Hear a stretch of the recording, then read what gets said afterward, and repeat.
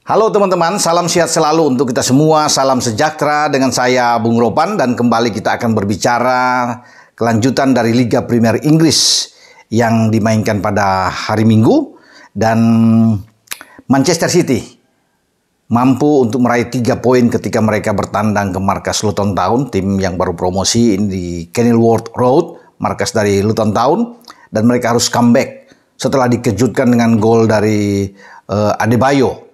Ya, Elijah Adebayo ini memanfaatkan umpan Andros Townsend dan tandukannya menggetarkan gawang Ederson di penghujung atau di injury time babak pertama.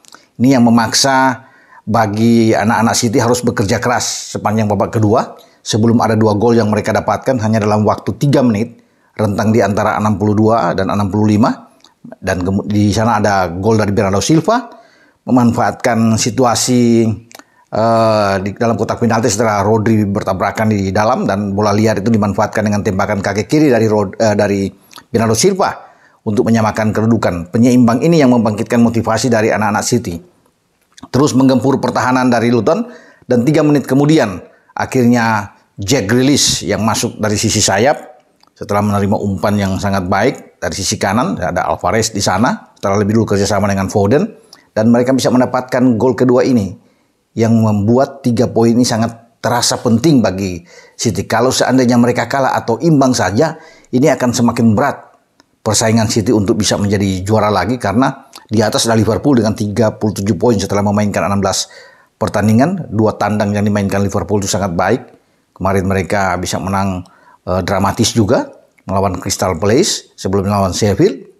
Ya, sebelum mereka balik ke kandang untuk bisa menjamu MU. Tapi kali ini City ya bekerja keras. Pep juga bisa meracik tim ini babak kedua melakukan beberapa pergantian ya, termasuk masuk John Stones, Akanji, Matthew Lewis di babak kedua 3 pergantian dan mereka harus bersyukur bisa memenangkan laga, bisa mendapatkan 3 poin. 33 poin saat ini dalam 16 pertandingan, berarti ada 4 poin berselisih dengan pimpinan klasemen Liverpool yang ada di atas dan 3 poin di belakang Arsenal yang ada di peringkat kedua.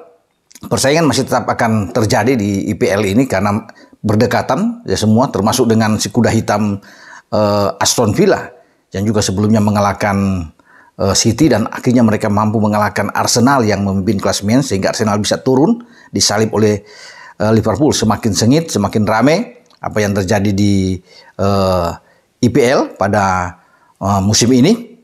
Dan setelah City bisa mendapatkan 3 poin ini, bergeser ke Tottenham Hotspur di markas mereka, di Lily Whites itu pesta gol ke gawang Newcastle. Mereka menang dengan 4-1, bahkan sudah 4 gol lebih dulu mereka unggul sebelum ada gol penghibur ya dari Joelinton di 90+1 masa injury time. Tapi permainan dari Tottenham Hotspur memang baik sekali. Mereka layak untuk bisa memenangkan laga kalau bisa melihat dari statistik, dari semua aspek. Mereka sangat bagus. Ada 23 tembakan yang mereka lakukan terhadap penjaga gawang lawan di Newcastle. Tekanan luar biasa ini buat mereka. 12 diantaranya on target berbanding 9 tembakan dan hanya 3 on target dari Newcastle United. Dan memang pantas bagi tim asuhan Eddie Howe ini untuk bisa menyerah. Penguasaan bola juga mereka 43% dan Spurs ada 57%.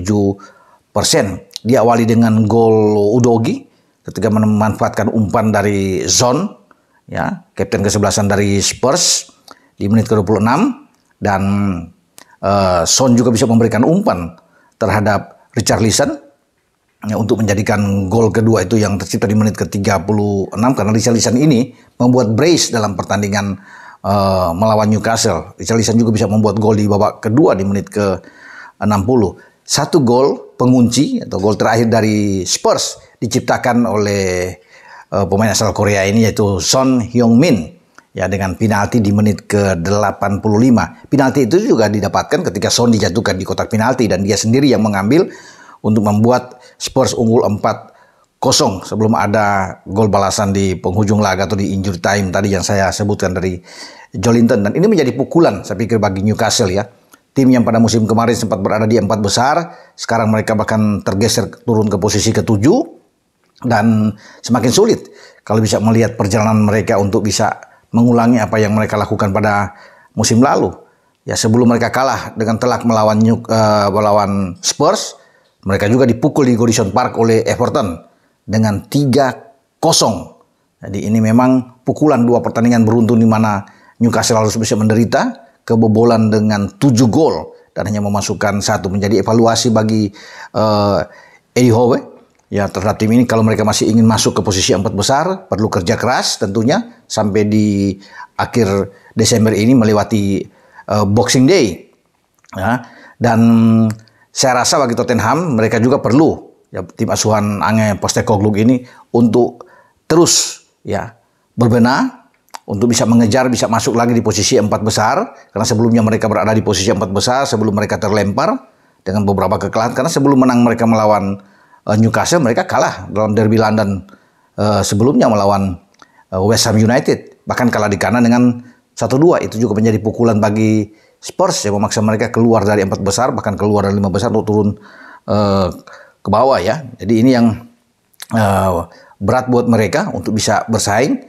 Tapi saya pikir dengan 30 poin masih oke lah, ya. Kalau ada 7 poin di belakang pimpinan klasemen Liverpool.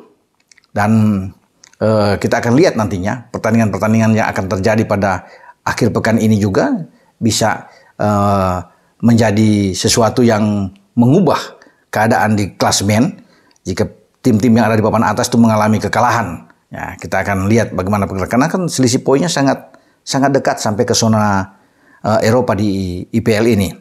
Nah, yang menarik terjadi di Goodison Park. Ya, bagaimana Everton, ya, yang kini dilatih oleh Sean Dyche itu mencetak 3 kemenangan beruntun dengan clean sheet, tidak kebobolan. Setelah mereka menang melawan Forest, melawan Newcastle dengan 3-0, dan di Goodison Park juga mereka membantai The Blues Chelsea dengan 2-0. Ini luar biasa bagaimana mereka melewati 3 pertandingan tanpa kebobolan, dan mereka itu bisa menang dari tim-tim yang kuat kalau bisa dikatakan di sini, karena mereka bisa mengalahkan Newcastle, ya, kemudian mereka bisa mengalahkan Chelsea. 2 gol ke gawang Chelsea yang dikawal oleh Robert Sanchez ini dibuat oleh Abdoulaye Dacour, ya, dan juga dengan Louis Dobbin yang masuk di babak kedua. Dan Louis Dobbin ini mencetak gol di penghujung laga atau di masa injury time setelah ada gol dari Dacour. Kalau bisa melihat dari statistik yang ada, bahwa Chelsea ini sebenarnya melepaskan 16 tembakan, ya, ada 4 on target.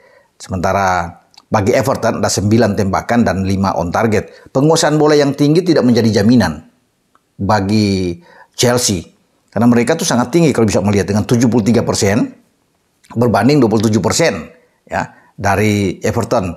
Namun yang menentukan kan adalah hasil akhir, ya. 3 poin yang dibidik, bahkan mereka kalah dengan 2-0. Penampilan luar biasa juga diberikan oleh penjaga gawang Everton, ya. Pickford tampil sangat baik, bisa menggagalkan beberapa tembakan. Walaupun saya pikir Pochettino, ya, pelatih Chelsea ini coba untuk bisa memasukkan Nicholas Jackson, Raheem Sterling di babak kedua, tapi ini tidak banyak membantu untuk mengubah keadaan di mana mereka harus bisa mengejar ketinggalan mereka, bahkan untuk bisa memenangkan pertandingan. Dan ini membuat posisi dari Chelsea itu ada di bawah kalau melihat dari klasemen, sementara di posisi 12, ya, Chelsea. Ini dari 16 pertandingan mereka hanya 5 kemenangan, dan ini menjadi kekalahan ke-7 Chelsea dengan 19 poin. Kalau dilihat, ya, dengan selisih melawan Liverpool ada di atas, itu mereka mungkin 18 poin tertinggal, sangat jauh, ya. Dan ini sulit bagi mereka untuk masuk aja ke zona Eropa, ini berat. Bahkan posisi dari Poche sendiri sebagai pelatih terancam. Bukan tidak mungkin kalau ada 2 kekalahan atau 3 kekalahan ke depan, dia akan bisa dipecat, ya, kalau mereka bisa turun terus sampai mendekati zona degradasi. Karena dengan pemain-pemain yang hebat, ya, mereka itu sebenarnya harus bisa memenangkan pertandingan, ya, kalau bisa dikatakan di sini. Tetapi akhirnya mereka gagal untuk bisa memenangkan laga. Ada Caicedo yang termahal, ada Enzo Fernandez, 2 gelandang termahal. Tapi ya itulah keadaan yang terjadi, bahwa mereka akhirnya tidak bisa untuk memenangkan laga. Sangat disayangkan, perlu perjuangan keras bagi Chelsea untuk ke depan. Dan tetapi kita tetap berharap bahwa Chelsea akan lebih baik lagi, ya, untuk bisa mengarungi musim ini sampai pada tahun 2024. Sampai di sini dengan saya, Bung Ropan, untuk mereview pertandingan-pertandingan yang sudah berlangsung di IPL yang semakin seru. Ya, terima kasih untuk W88 ya sudah melakukan Leones ya, kemudian dengan Ardiles, Kopi Waanal, Kopi Papua yang sudah mensupport channel YouTube Bung Ropan. Ciao.